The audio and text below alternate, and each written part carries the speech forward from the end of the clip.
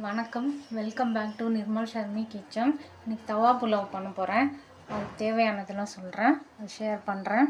First carrot, beans, தக்காளி, வேக வச்சு நசுக்குன உருளைக்கிழங்கு, பட்டாணி, பச்சை மிளகா ஒன்று, ஒரே ஒரு துண்டு பீட்ரூட்டு துருவி வச்சுக்கணும், இஞ்சி, குடமிளகா, இஞ்சி பூண்டும் துருவி வச்சுக்கணும், வெங்காயம் ஒன்று, பன்னீர், கொத்தமல்லி,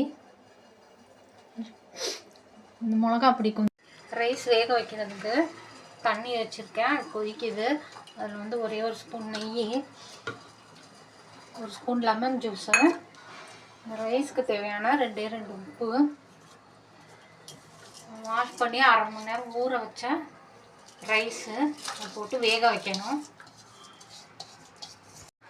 பாசுமதி ரைஸ் நல்லா வெந்துச்சு. ஸ்டவ் ஆஃப் பண்ணிட்டு தண்ணியை வடிகட்டிட்டு தண்ணி வடிஞ்சோன்னா ஆற வச்சுக்கலாம். புலாவுக்கு ஒரு கடாயில் எண்ணெய் வச்சுருக்கேன், ஒரு ஸ்பூன் பட்டரும் எண்ணெயும் காஞ்சிருச்சு. வெங்காயம் போட்டு வதக்கணும்.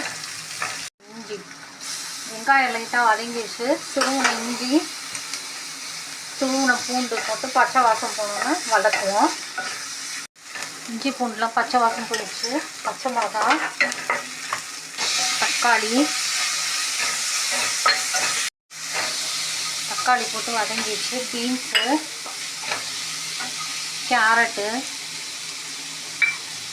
குடமிளகா, பட்டாணி, வேக வச்சு உருளைக்கிழங்கு,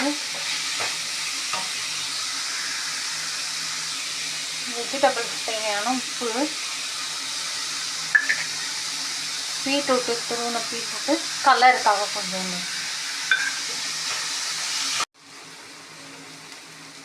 ஒரு ஸ்பூன் பட்டரு, மேலே பாவ் பாஜி மசாலா, மிளகா பொடி, ஒரே ஒரு பிஞ்சு உப்பு மிக்ஸ் பண்ணிவிட்டு வெஜிடபிள்ஸோட எல்லாத்தையும் நல்லா மிக்ஸ் பண்ண வேண்டியதான். பன்னீர் போட்டுட்டு ரைஸும் போட்டு மிக்ஸ் பண்ண வேண்டியதான். ரைஸ் போட்டு மிக்ஸ் பண்ணியாச்சு. மேலே கொத்தமல்லி போட்டோன்னா சர்வ் பண்ணுறதுக்கு ரெடி. ஹோட்டலில் பெரிய தவா இருக்கும், பண்ணுவாங்க. வீட்டில் நம்மளுக்கு அவ்வளோ பெரிய தவாலாம் இருக்காது. அதனால் இந்த மாதிரி கடாய், பேனு அதில் பண்ணிக்கலாம். டேஸ்ட் ஆனால் இதே டேஸ்ட்டு தான் இருக்கும்.